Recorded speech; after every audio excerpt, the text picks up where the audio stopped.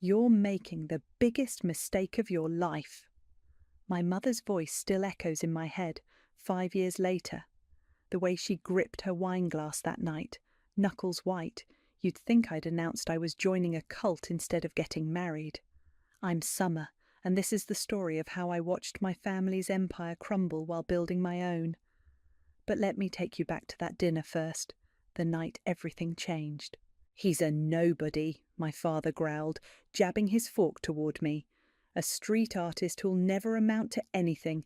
Is this how you repay us for your education, for everything we've given you?" I sat there, 27 years old, an MBA from Stanford under my belt, being lectured like a teenager who'd stayed out past curfew. Across the table, my sister Kira smirked into her salad. Her husband Owen reached for the bread basket, trying to look anywhere but at me. "Kylan sells his paintings," I said quietly. "He's talented. He just needs—" "Needs what?" Kira cut in. "A miracle? God, Summer, I thought you were smarter than this. Owen's firm is hiring in accounting. You could—" "I'm not breaking up with him." My voice was steady, even as my hands shook under the table. "I'm marrying him. I love him." My mother set down her glass with a sharp clink. "Love doesn't pay bills, darling. Look at your sister. She married sensibly, a proper match." "I don't want a proper match," I said. "I want Kylan." "Then you want nothing to do with this family." My father's words fell like stones. "No trust fund, no connections, no help. You're choosing this vagrant over your future." I stood up, my chair scraping against the hardwood. "He's not a vagrant, he's brilliant, and one day you'll all see that." "The only thing we'll see," Kira drawled, "is you crawling back when you're tired of eating ramen in a studio apartment." I left without another word. That was the last time I sat at their table. 5 years later, I'm sitting in my own kitchen, sipping coffee and reading an email that just popped up. From Kira, the first contact in years. "Dear Summer, I hope this finds you well. It's been too long, and I've been thinking about family lately. Would you like to meet for coffee? Just sisters, catching up. I miss you." I almost laugh out loud. Kira doesn't miss anyone except herself. Something's wrong. I can smell it through the screen. "Everything okay?" Kylan appears behind me, fresh paint on his fingers. He kisses the top of my head, peering at my laptop. "Is that from—" "Kira," I confirm, wanting to catch up. He tenses slightly. "You don't have to see her." "No," I say, already typing a reply. "But I want to. Something's happening with them. I can feel it." Kylan squeezes my shoulder. "Just be careful. They hurt you once." I reach up and touch his hand, remembering those early days. Our tiny apartment, the rejected gallery submissions, the nights I spent building spreadsheets and contact lists while he painted, the whispers at country club events about how I'd thrown my life away. If they only knew. "I'll be fine," I tell him. "They can't hurt me anymore. We made sure of that." My phone buzzes. Kira's reply comes instantly. "Tomorrow at 10 a.m. at some overpriced cafe downtown." Of course she picked the most expensive place she could think of. I close my laptop and follow Kylan to his studio. Massive canvases line the walls, each worth more than my parents' Mercedes. He's working on a new piece, all bold strokes and hidden meanings, just like our life together, more than meets the eye. "Want to know something funny?" I ask, watching him work. They still think we're struggling. After all this time, they probably imagine us in some cramped rental, eating cheap takeout. Kylan grins, adding a streak of gold to the canvas. Let them think what they want. We know better. My phone buzzes again. This time it's Elisa, our gallery director. "Major collector interested in the Blue series, offering 7 figures. Call me." I smile, typing a quick response. Then I reply to Kira. "See you tomorrow, sis." Let her think I'm desperate for family connection. Let her think I'm still the foolish little sister who threw everything away for love. Tomorrow, I'll find out what's really going on, but for now, I have an empire to run. The cafe Kira chose screams old money, all crystal chandeliers and white tablecloths. I arrive early, wearing my struggling artist wife costume, simple sweater, minimal makeup, no designer labels. The hostess eyes me suspiciously until I mention my sister's name. "Oh, Mrs. Phillips's table, right this way." I spot Kira immediately. She's thinner than I remember, her perfectly highlighted hair unable to hide the stress lines around her eyes. She stands to air-kiss my cheek, designer perfume overwhelming. "Summer, darling, you look healthy." Translation: "You look poor but well fed." I smile blandly. "You too, Kira, though maybe a little tired." A flicker of something, anger, worry, crosses her face before she masks it. "Oh, you know how it is. Owen's business keeps us so busy. The social obligations alone." "I wouldn't know," I say, settling into my chair. My social calendar is pretty light these days. The waiter appears. Kira orders a $20 green smoothie. I ask for black coffee, watching her try not to wince at my pedestrian choice. "So," she starts, fidgeting with her wedding ring. "How's Kyle?" "Kylan," I correct. "He's painting, always painting." "Still?" She forces a laugh. "I mean, hasn't he considered something more stable? Owen's firm is always—" "He's doing fine," I cut in. "We're doing fine." My phone buzzes. It's Elisa. "Dubai collector offering stupid money for the entire red collection. Call me."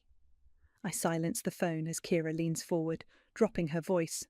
"Look, Summer, I'll be direct. Mum and Dad are concerned about you, about your future. After 5 years of silence, how thoughtful." "Don't be difficult," she snaps, then catches herself. We hate seeing you struggle, and with everything that's happening." "What's happening?" She sits back, smoothie untouched. "Nothing. Just the economy, you know? Everyone's feeling it. Even Owen says—" My phone buzzes again. This time it's Haley. "Tokyo gallery emergency. Need approval for shipping insurance. 12 months SIM value." "Sorry," I murmur, typing a quick response. "Work stuff." "Oh, where are you working these days?" "Just admin work for an art gallery." Kira's eyes light up with pity. "Oh, sweetie, is that what it's come to? You had such potential." I think back to those early days. Kylan painting in our tiny living room while I worked 3 jobs. Nights spent cold-calling galleries, building websites, networking with art critics. The first big sale. How we celebrated with cheap champagne, dreaming of more. "We all make choices," I say simply. "Yes, well, about choices." Kira's voice turns syrupy sweet. "Dad's been thinking he might have a position available.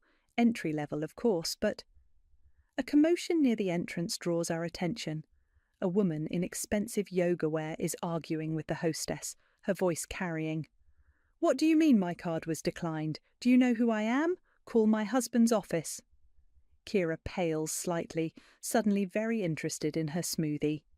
"Everything okay?" I ask innocently. "Fine, everything's fine." She fumbles with her phone. "Oh, look at the time. I should go. Owen needs me for a thing." As she stands, I notice her designer bag. It's a knockoff. A good one, but I've spent enough time in the luxury market to spot the difference. "Kira," I say softly, "what's really going on?" "Nothing." She's gathering her things too quickly. "I'll have Mum call you about that job offer. Just think about it, okay?" She hurries out, leaving me with the bill. Classic Kira. My phone rings. Elisa again. This time I answer. "Summer, we need decisions on the Dubai deal. They're offering 8 figures." "Counter with 15% higher," I say, watching through the window as Kira argues with the parking attendant. "And call our contact at the Times. I think it's time for that feature on Kylan's rise in the art world." "You sure? I thought we were keeping things quiet." Things change. I sign the cheque, adding a generous tip. "Oh, and Elisa, remember that old warehouse space we looked at?" "The one near your parents' country club?" "That's the one. Make an offer. I think it's time we opened a new gallery." Walking out, I pass the woman whose card was declined. She's crying into her phone. "Owen, please! You said the accounts would be fine by now." I smile to myself. Owen, Kira's Owen. Well. My phone buzzes with a text from my mother. Darling, please call. We need to discuss your future. Oh, Mom, if you only knew, my future has never been brighter. Yours, on the other hand. They're selling Grandma's house. Elisa's voice crackles through my phone speaker. Your parents just listed it. I freeze in the middle of reviewing contracts. What? It hit the market an hour ago. Urgent sale, way under market value. Want me to send the listing? My grandmother's Victorian mansion, the heart of our family for generations, the place where I learned to walk, where Kylan proposed, where I last saw my family whole. Now just another asset to liquidate. Send it, I say, my throat tight, and get me everything you can on Owen's company. An hour later, Hayley drops a thick folder on my desk. Owen's firm is underwater, multiple SEC investigations, frozen accounts, the works. They're trying to keep it quiet, but nothing stays quiet forever. I flip through the documents, each page revealing another crack in my family's perfect facade. What about my parents? Their investment portfolio was heavily tied to Owen's firm. Hayley hesitates. They're in trouble, Summer. My phone buzzes. A text from an unknown number. Aunt Summer, it's Adeline. Can we talk?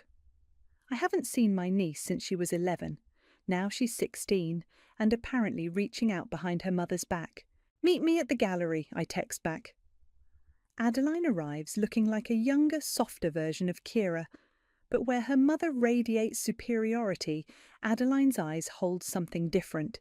Curiosity, maybe even hope. Mum doesn't know I'm here, she blurts out. They're fighting all the time.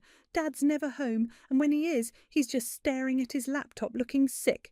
Grandma keeps crying on the phone and... Breathe, I tell her, leading her through the gallery. Start from the beginning. She talks as we walk, her words tumbling out between gasps. The whispers at school about her dad's company, her mother's maxed-out credit cards, the country club gossip about the Jensens' fall from grace. And now they're selling great-grandma's house, she finishes. Mum says it's temporary, just until things stabilise, but you don't believe her. Adeline shakes her head, stopping in front of one of Kylan's paintings. This is beautiful, she whispers. Mum says Uncle Kylan's a failure, but these are amazing. Your mother says a lot of things. I know. She turns to me, eyes bright. That's why I came. You got out. You built something real. I want to learn from you. Before I can respond, the gallery door chimes. Kira storms in, face flushed with rage.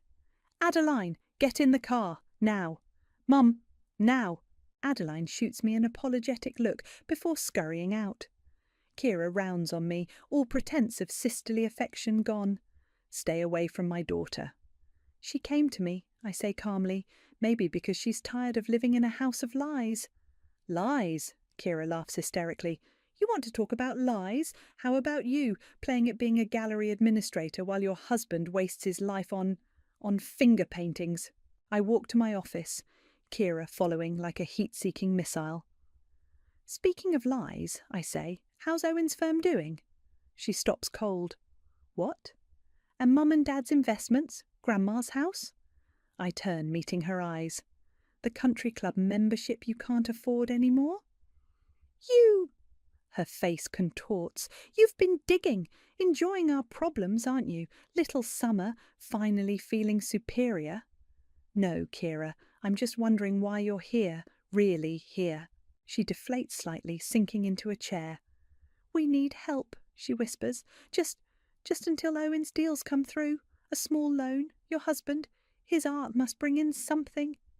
My husband's finger paintings? I can't help the edge in my voice. The ones you've mocked for years.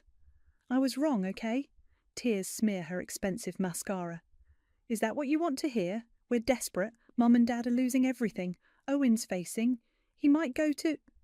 She breaks off, sobbing. I should feel vindicated. Instead, I just feel tired. I'll think about it, I say finally. Really?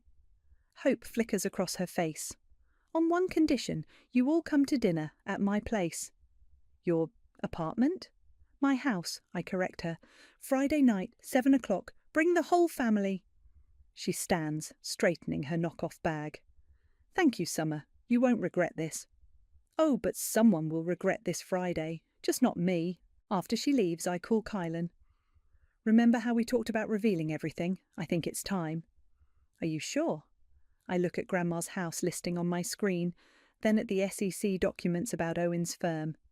Yes, let's show them exactly who they've been looking down on all these years. Friday can't come soon enough. Friday evening arrives with the precision of a well-orchestrated play.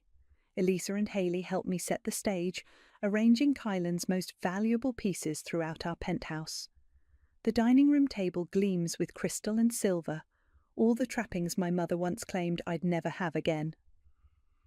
The Dubai contracts are signed, Elisa says, adjusting a painting worth more than my parents' house. And the Times article goes live at midnight. Perfect timing, I smile, checking my watch. They should be here in 20 minutes. Kylan emerges from his studio, trading his paint-splattered clothes for a crisp suit. Ready for this? I've been ready for 5 years. The doorman calls up at exactly 7. I watch through the security feed as my family clusters in the private elevator, their expressions shifting from disdain to confusion as it rises past the 20th floor. The doors open, and I savour their first reactions. My mother's sharp intake of breath, my father's narrowed eyes, Kira's mouth falling open, Owen's visible gulp. "Welcome," I say warmly. "Please come in." They shuffle into our foyer, trying to hide their shock at the marble floors, the soaring ceilings, the casual display of wealth they thought we'd never achieve. "This is—" my mother starts, then stops. "You live here?" "Oh, yes," I guide them through to the living room. "Drink. We have that Bordeaux you used to love, Mum." "How—" Owen's eyes dart around, lingering on each painting. "This building, these units cost a fortune," I finish for him. "Yes, they do." Adeline breaks away from her parents, moving to examine a massive canvas. "Uncle Kylan, did you paint all these?" "Everyone," he says quietly. "They're incredible," she breathes. "They're worth nothing," Kira snaps, but her voice wavers. "Right?" I pour the wine, letting the silence stretch. Finally, my father clears his throat. "Summer, about that loan—" "Of course," I gesture to the dining room. "Let's discuss it over dinner." They follow me like dazed sheep, taking their seats around the table. Our private chef serves the first course. My mother's eyes widen at the caviar. "So," I begin casually, "how much do you need?" Owen shifts uncomfortably. Two million would tide us over until—" "Until what?" I ask. "Until your Ponzi scheme recovers?" He chokes on his wine. "How did you—" "No." I pull out my tablet. "The SEC investigation is quite thorough. Would you like to see it?" "Now see here," my father starts, but I cut him off. "Or should we discuss the margin calls on your accounts, the foreclosure notices, Grandma's house?" "Summer," my mother pleads, "we're family." "Family?" I laugh. "Now we're family. Not when you cut me off. Not when you spread rumours about my poor life choices." "We were protecting you," Kira bursts out. "That's what families do." "No," I stand, pressing a button on my phone. The far wall lights up with a projection. Financial statements, bank accounts, property deeds. This is what families do. They support each other, build each other up, not tear each other down. They stare at the numbers, millions, tens of millions, all under Kylan's name and mine. "That's impossible," Owen whispers. "Is it?" I swipe to the next screen. Press coverage, gallery openings, auction results. "While you were all pitying us, we built an empire. Every painting you mocked. Collectors fight over them now." "But—" my father's face is ashen. "You said you were just a gallery administrator." "I'm the CEO," I correct him, "of all of it. The galleries, the auctions, the international sales. Every piece of art Kylan creates, I turn into gold." Silence falls. Even Kira seems speechless. "So yes," I continue, sitting back down, "I could loan you 2 million. I could save Grandma's house. I could fix everything you broke." Hope flickers across their faces. "But I won't." "What?" My mother gasps. Actions have consequences, I say softly. You taught me that, remember, when you cut me off? Summer, please. Kira reaches for my hand. I pull away. The Times is running a feature at midnight. Art World's Power. Couple reveals all. Your social circle will know everything by breakfast. You can't, my father growls. I already have. I raise my glass. To family. Adeline suddenly laughs, a bright, genuine sound. You're amazing, Aunt Summer. Adeline, Kira snaps. No, Mom, they are amazing. While you were all looking down on them, they were building something real. I look at my niece with new appreciation. Would you like to intern at the gallery this summer, Adeline? She will not, Kira stands, grabbing Adeline's arm. Actually, Adeline pulls free, I will.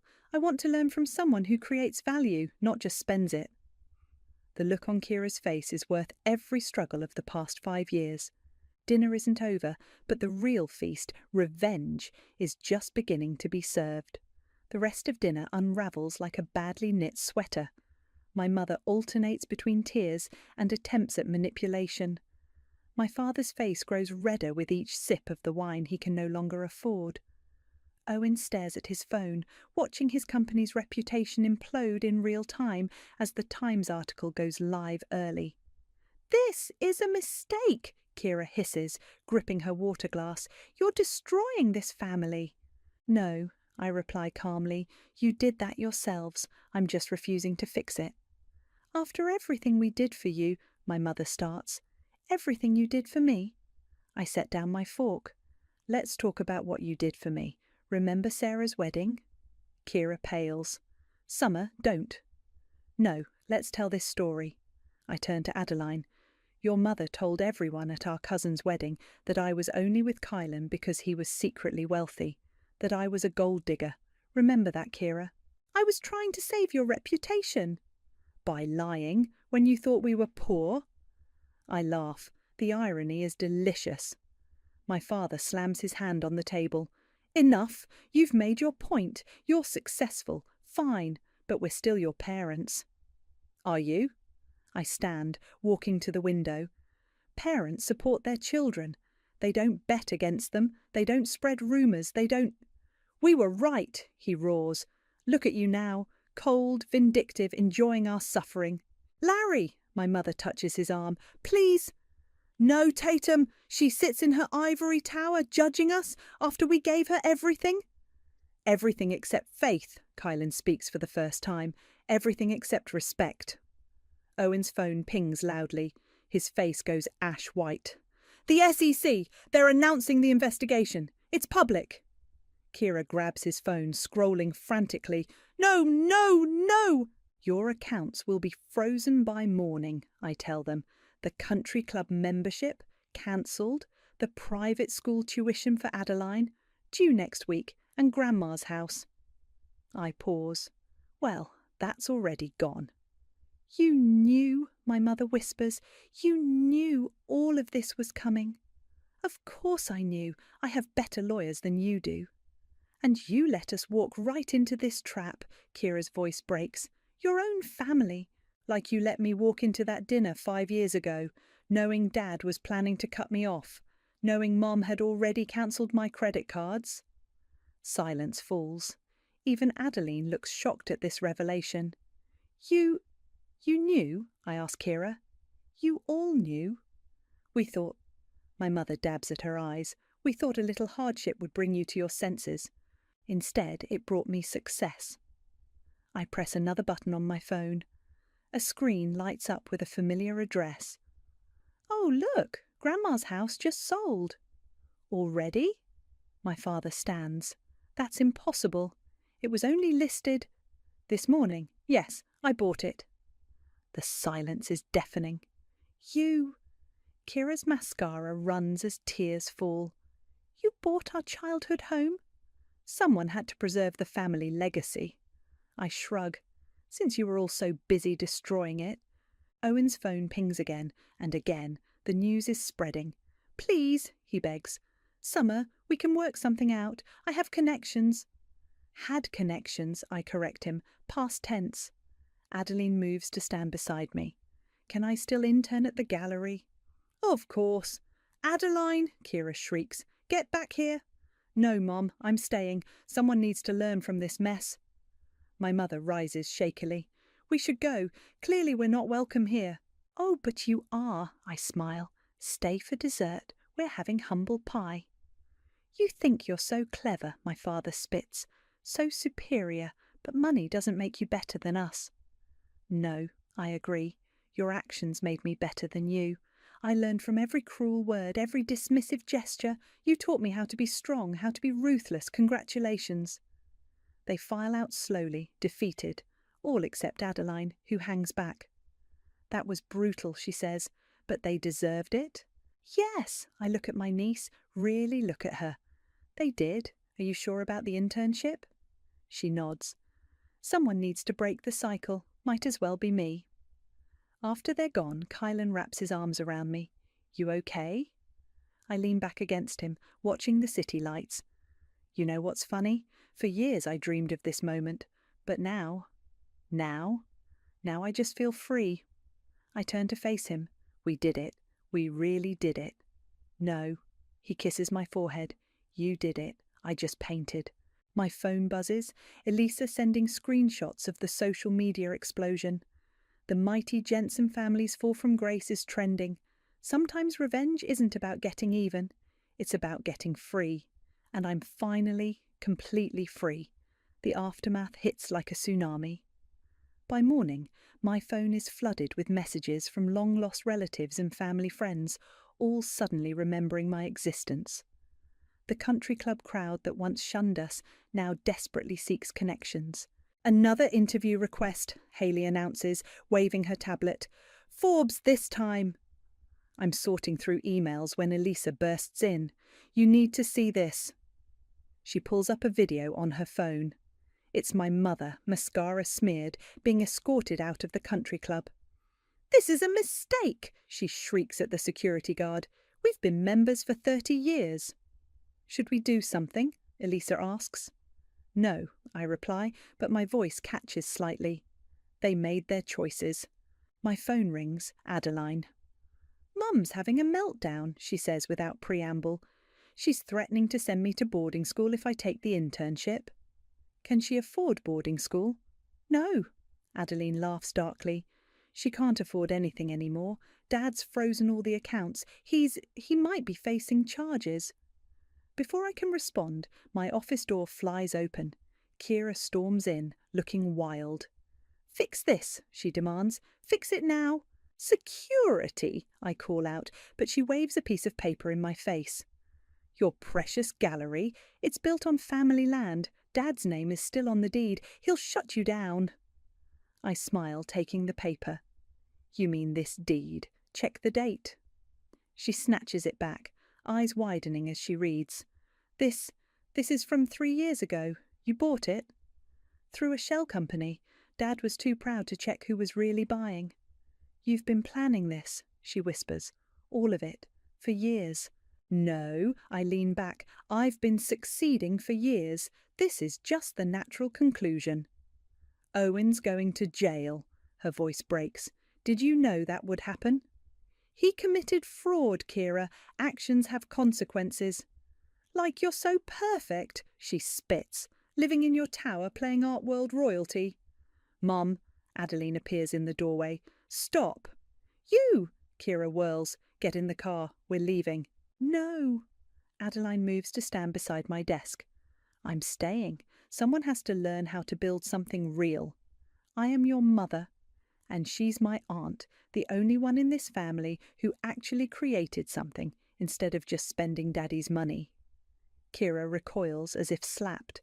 I gave you everything. You gave me things, Adeline corrects. Aunt Summer's giving me knowledge. My phone buzzes. Kylan sending a photo. He's at Grandma's house overseeing repairs.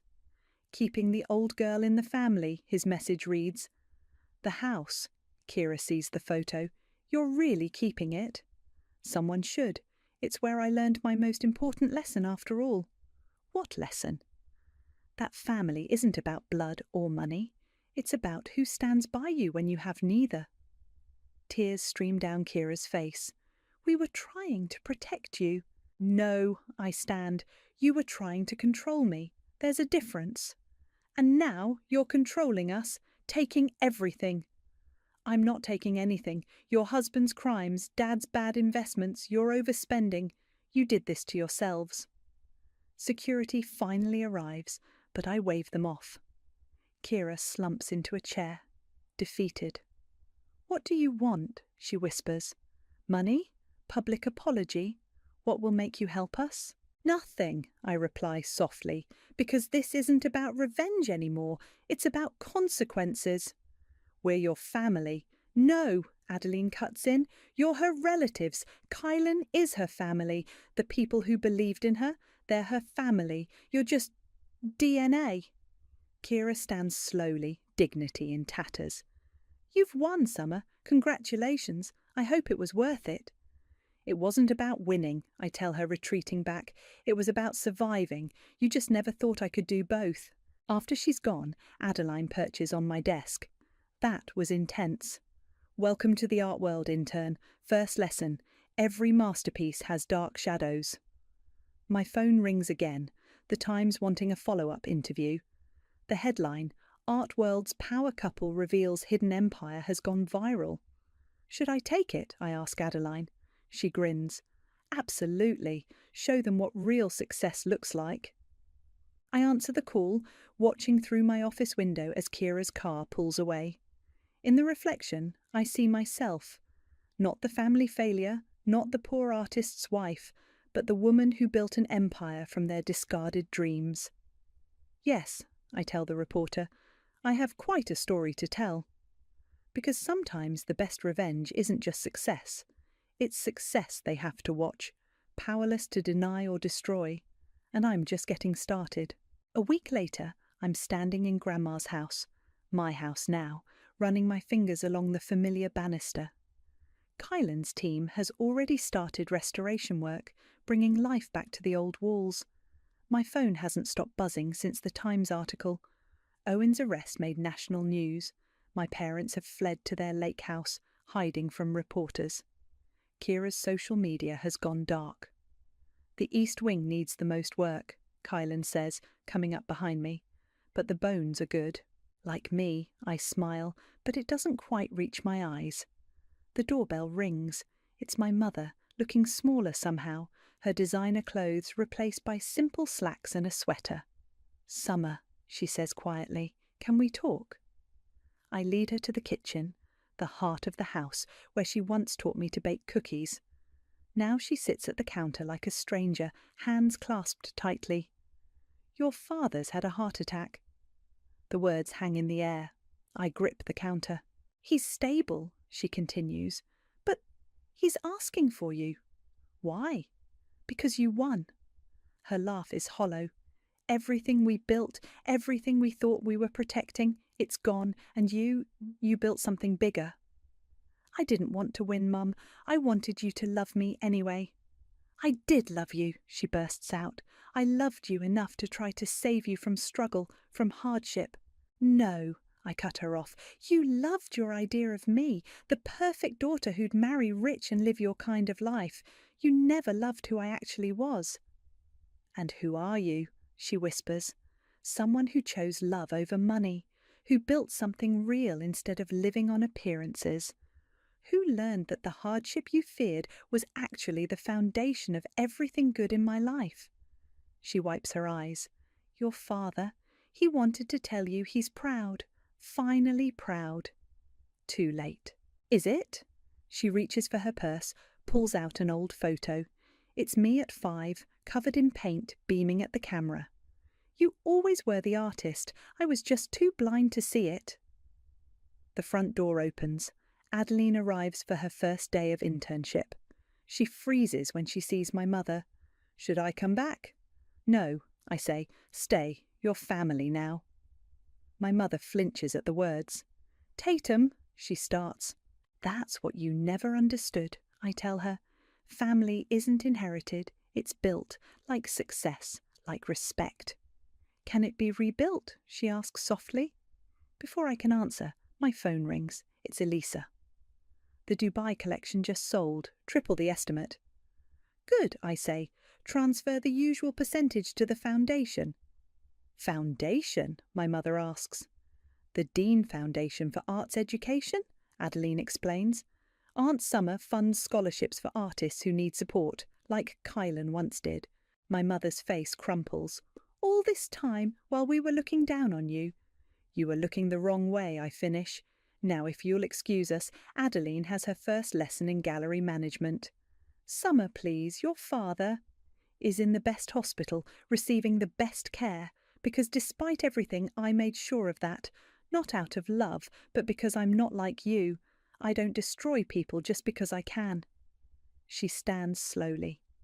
When did you become so strong? The day you made me choose between your approval and my happiness. I chose happiness. Everything else, the success, the money, the power, that was just a bonus. And revenge? She asks quietly. That was justice, natural consequences, the universe balancing its books. She walks to the door, then turns. The house, will you keep it in the family? I am keeping it in the family, my family, the one I chose. After she leaves, Adeline helps me sort through old photos, deciding which to keep, which to store away. Was it worth it? She asks. The revenge? I look around the house, at Kylan sketching in the corner, at the young intern eager to learn, at the empire we built from nothing but talent and determination. Revenge wasn't the goal, I tell her. Success was, living well was. They just happened to look like revenge to people who thought I'd fail. My phone buzzes again. Another interview request. Another offer for Kylan's work. Another chapter in the story they never thought I'd write. Ready for your first lesson? I ask Adeline. She nods eagerly. Success isn't about proving people wrong. It's about proving yourself right. Outside, a moving truck arrives with the first pieces for the house's new gallery space. Inside, the ghosts of old hurts finally begin to fade. Sometimes the best revenge isn't revenge at all. It's living so fully, so successfully, that those who hurt you become footnotes in your story instead of its authors. And my story? It's just beginning. The gallery opening at Grandma's house draws hundreds. Art critics mingle with collectors, champagne flows, and Kylan's newest collection commands the restored walls. But it's the small gallery upstairs that matters most. A hidden gem featuring young, unknown artists, each supported by our foundation. This is incredible, Adeline says, now confident in her role as assistant curator. Look at the turnout. I'm about to respond when I spot them, my parents, lingering uncertainly at the entrance. Dad looks frail after his heart attack, leaning on a cane. They haven't RSVP'd. I haven't seen them since that day in the kitchen. Should we call security? Elisa appears at my elbow. No, I say. Let them in. They make their way through the crowd, my mother's eyes widening at each familiar face. People who once attended her garden parties, now here celebrating her outcast daughter's success. Summer! My father's voice is rough. This house, you've done something remarkable here. Yes, I agree, I have. Is there... He clears his throat. Is there somewhere we can talk, privately? I lead them to Grandma's old study, now my office.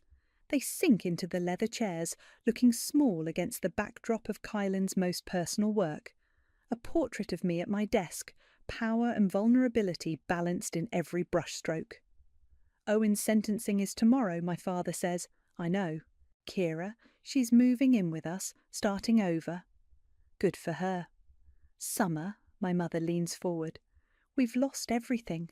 Our reputation, our money, our place in society. But losing you, that was our biggest mistake. Finally figured that out, did you? We were wrong, my father says simply. About everything. About you. About Kylan. About what matters. And now that I'm successful, you want to make amends? No, my mother surprises me. We want to make things right, not because you're successful, but because you're happy. We see that now. The foundation, my father gestures to a brochure on my desk. Supporting young artists. That's remarkable. Someone should, I say. Someone should believe in dreams that don't fit into neat, socially acceptable boxes. A knock at the door.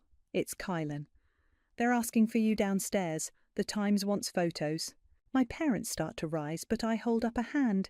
Stay, watch. Through the study window, they can see the grand gallery below. I descend the stairs, cameras flashing. Kylan joins me, his hand warm in mine. We're photographed beside his masterpiece, a massive canvas depicting a phoenix rising from golden ashes. When I return, my father's crying, actually crying. "I never saw it," he whispers. "How strong you are, how capable. I was so busy protecting what I had, I couldn't see what you could build." "I don't need your approval anymore," I tell them. "I don't need anything from you." "We know," my mother says. "That's why we're here, not to ask for help, not to reconnect with success, but to say, we were wrong, completely wrong." "And Kira?" "Learning," my father sighs. "The hard way, like we are."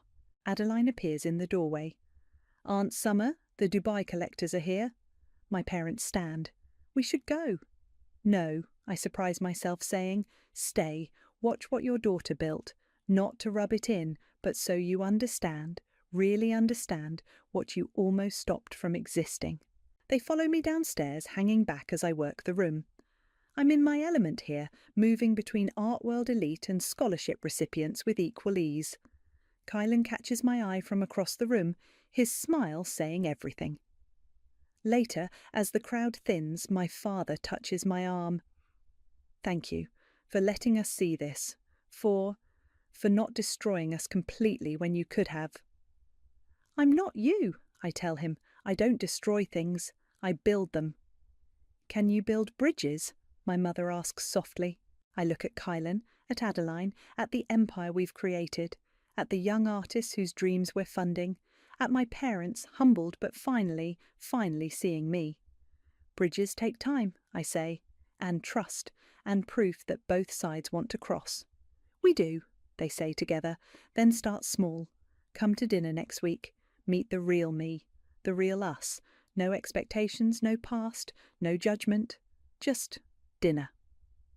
They nod, understanding the gift and the warning it contains. As they leave, Kylan wraps his arms around me. "You okay?"